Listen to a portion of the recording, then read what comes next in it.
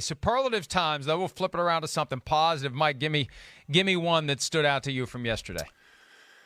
Well, I'm going to go with the old man can still do it, right? Well, Ben Roethlisberger, and their win over Denver. What's the talk been about Ben Roethlisberger? Well, he can't throw the ball down the field anymore. It's got to be short or mid-range passes, so nobody's going to respect that play down the field. And what does he do? He launches a long pass down the field to Deontay Johnson for a touchdown. Now, I'm not going to sit here and say, oh, boy, the long ball's back all the time for the Pittsburgh Steelers now, and he's got that arm. But for him, it had to feel pretty good for everybody saying that to launch one. Again, wasn't the longest pass in the world, but it's been against what we've been saying, that he can't really throw much of the long ball anymore, but he did, and he put it right on the money on that play, one of his 2 touchdowns. So I don't think Pittsburgh is going anywhere this year. I still don't think they have enough firepower, and I think we're coming to the end of Ben Roethlisberger's career. I'm excited about Najee Harris and where he's going and where this defense goes, but for this superlative, it's got to be Big Ben basically saying, all right, gang, I can still throw the long ball every now and then. And the key is having the time to do it. He said after the game they challenged the offensive line to perform better. Chase Claypool told me after the game that the offensive line was doing enough. When you're getting 4 yards per carry out of the run game, it makes it easier to throw. The key for Ben is when you're tempted to try to extend the play with your legs, don't. Throw it away or get down. It's not 2011 anymore, as Sim says all the time. You're not going to be able to run away from guys. You get a clean pocket like that, you get a chance to unleash it, do it. But if you feel like you got to go right or left, warning, throw the ball away or get down because you can't do it like you used to do it. And if you play within those parameters, you can still be good. You can still be good enough. You can still be competitive. We'll see what they do Sunday night with Geno Smith and the Seattle Seahawks coming to town. It's still weird to say that instead of Russell Wilson, but this is the way it's going to be for a few weeks. All right, my first one is, and I want to go back to Dan Campbell and the Lions. This is the Unlucky Numbers Award. 1917. Any type of lottery, any type of scratch off, anything where you can have a game of chance and you can pick 4 cards. Don't use it as your code for your garage door if you live in Detroit. 1917 goes away. Tirico pointed this out last night. I hadn't thought of it. 1917, the final score when Tom Dempsey, then with the Saints, kicked the 63-yard field goal to beat the Lions back in 1970. 1917, the score 2 weeks ago when Justin Tucker kicked the 66-yarder that doinked and went through to beat the Lions. And yesterday again, 19-17. When Greg Joseph, after coming up short on a 49-yarder that would have iced the game, after the Lions score 11 in a row, they go for 2. They take the lead. They're up 17-16. They're going to get their win. The Vikings drive it down. Joseph makes a 50-plus yarder. Mike, it's the first time in league history that a team has lost with no time on the clock on a 50-plus yard field goal attempt twice in the same season, and there's only 5 games in for the Lions. It's unbelievable. That's 2 games they could have won, all because of those late field goals they didn't. Was there any doubt that kick was going to go in, too? I mean, was there any doubt at all? I mean, it just, as it was all developing, you just, because every now and then you just kind of root for a team, and it's been Detroit, now they've been their own worst enemy in some of these games without question. But at some point, it kind of, just like Dan Campbell, it tugs at your heartstring a little bit. You're going, all right, give these guys one. Give these guys that one, that all the work during the week paid off for a win. And you can go in the next week at least feeling good about that game. And as the drive was going on, you just kept thinking, oh, no. It's going to happen again. And then like those fans think, I'm sure feel they're just destined for that to happen to them all the time. I think Lions fans and Jets fans think they're the most destined fans to have a bad team. It's amazing. It's a shame. But unfortunately for Detroit, it became reality again. Fortunately for Tampa Bay, for my next superlative, is the king just keeps getting raised higher. Tom Brady, this guy may play at least 50. I mean, I thought when we were talking about this a couple of years ago, when I was doing radio and how long could he go, what I said back then, this basically would have been his last year. So I'm going to be wrong. And I think a lot of people are going to be wrong on just how far this guy can go. I mean, they win, 45-17 over Miami. He throws 5 more touchdowns. He throws for over 400 yards. He doesn't throw any interceptions at all. I mean, it blows my mind for what this guy has done. 15 touchdowns on the year, just 2 interceptions. His rating is just under 110. It doesn't end. And I mean, I don't know when it will end. I really don't. So I think I'm running out of superlatives, quite honestly, in talking about him for what he's accomplished, what he's done, and what he's going down in history as. But then every now and then, I think we have to just step back and say, oh my God, how old he is doing all of this.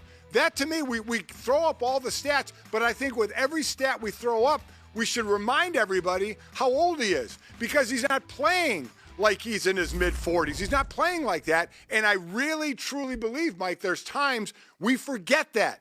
We forget that he is destroying not only records everywhere, but he's destroying it at an age when you're not supposed to be doing it anymore. I really think we lose sight of that every now and then and say, wow, he's still playing great. And then you have to say his age and go, oh my God, how is he doing it? And he'll say TB12, of course, but it blows your mind because it hasn't been done before. 5 years older than Ben Roethlisberger, who we see disintegrating physically before our eyes. It is amazing that Brady keeps doing it, and it's going to ruin some of these other quarterbacks into thinking that they can do it too. They're going to find out the hard way that no, for most people, for everyone not named Tom Brady, you're going to go off a cliff at some point. Father Time is undefeated. And with Brady, how about this? 9 games with 5 touchdown passes. He ties Peyton Manning for the second most 5 touchdown games in NFL history. Drew Brees has the record with the 11. And he has 36, Brady does, 4 touchdown pass games. That's now second all time. He's one behind Drew Brees with 37, and he's still doing it at age 44. And I remember when he won Super Bowl 51, there was a lot of speculation, how much longer can he do it? Because as his wife told him at the time, it was the year he'd been suspended.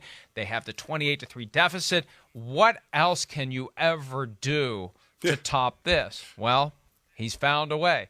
He's won 2 Super Bowls since then, and he's trying to will his team to another. And he spread the ball, Mike, around to 9 guys. Between him and Blaine Gabbert, I don't know whether or not Brady completed passes to the 9 different receivers, but 9 different guys caught passes yesterday for the Tampa Bay Buccaneers. So they continue to roll, and they had no hangover whatsoever after that emotional game at New England. Next one for me is the Don't Let Him Hang Around award, and that one goes to the Carolina Panthers, because there was a point yesterday, Mike, when they were up 15-3, and it just felt like a flat-out suffocation, that it should have been 30-3. That's how badly the Panthers were dominating the Eagles. And the lesson is this: when it feels like it should be 30-3, don't act like it is 30-3. It's still only 15-3, and that opponent can wake up and steal it from you. It didn't help that Sam Darnold threw 3 interceptions, and a couple of them were kind of ugly looking, but you don't let a team hang around. You have to deliver the knockout blow. You have to go for the jugular. Throw any cliche you want in there.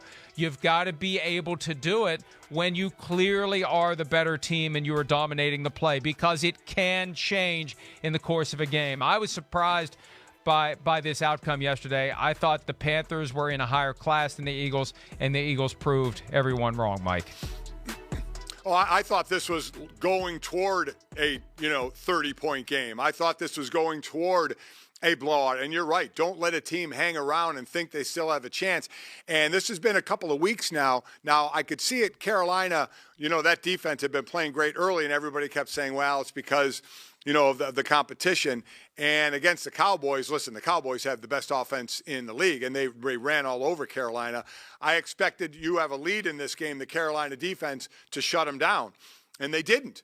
They let him back in. And I'll continue to say, everybody talked about Sam Darnold. Oh, when he goes to Carolina, it'll be different because he's not with the Jets anymore. I'm sorry. I see a lot of the same Sam Darnold that I saw in college turning the ball over. And it's not all on him, quite honestly, because this offense is a plain offense, is a vanilla offense when there's no Christian McCaffrey. When Christian McCaffrey's in there, all of a sudden the versatility of this offense becomes incredible. It helps out everybody else because of what he does. And they don't have him, and they just can't go off of the passing game. They still need that running game, and it's just not there. So I agree with you. They were playing that one like they had a bigger lead, and I think the defense felt, well, we're stuffing this team, and we don't think they can make a comeback. And you let a team in it too long, and they take advantage of it, and that's exactly what the Eagles did. My last superlative is going to the other side of the ball and saying, you know, every now and then you got to make that play. Every now and then you have to make the play. And in a game that was a one-score game with the Cardinals and the San Francisco 49ers, 4th down on the goal line, and Trey Lance, who is a big quarterback and was the leading rusher for the 49ers, is making his way toward the end zone. And Isaiah Simmons, a kid who I loved coming out of Clemson with his versatility and what he does, made a stop. A lot of times you see that hit at the goal line and then the runner is able to fall over the goal line. Isaiah Simmons just comes up and just deals a blow. And I know he felt it too, believe me. And there were a couple other players there as well. But he is able to make that play just come up and just stonewall a guy moving forward. And you're just meeting shoulder to shoulder. One guy is almost standing still. The other guy has a head of steam running. And Simmons, I know he was laying down after that one, and he felt it because Lance is a big dude. But that is selling out for the program right there. That is stuffing a guy, and then your teammates finish him off. That's one you normally see go the way of the offense because they have the momentum going into the end zone or over the goal line. I saw that play, and I was just like, man, you don't see that a whole lot. Maybe in the middle when someone's trying to jump and you hit them over the top, but not in the outside when the runner has built up that kind of speed. That was a hell of a play. And what also is impressive about that play, Mike, and maybe we can roll it again, the way that players have pivoted from lowering the helmet and using the helmet as the thing that makes the first contact, moving the shoulder just a bit. We had 3 guys who came together in that instant, and you didn't see anyone with that crown of the helmet going in first and foremost into an opponent. That's a rule that the NFL passed a few years ago. Guys had a hard time adjusting.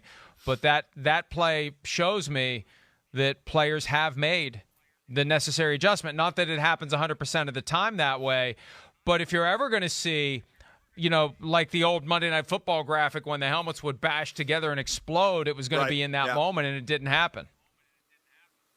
Yeah, it was, and listen, players have to adjust. And I think it had been, I've said this before, 4 or 5 years ago, the hardest change had been for the DBs and the linebackers, the back guys who are now hitting the receivers and hitting the quarterbacks for the line in that case, and how they're doing it, how they're targeting, because of how we were all taught. It's the way I was taught. I was taught lead with my faith, not my helmet down. Nobody was ever taught don't see what you hit. You were always taught see what you hit.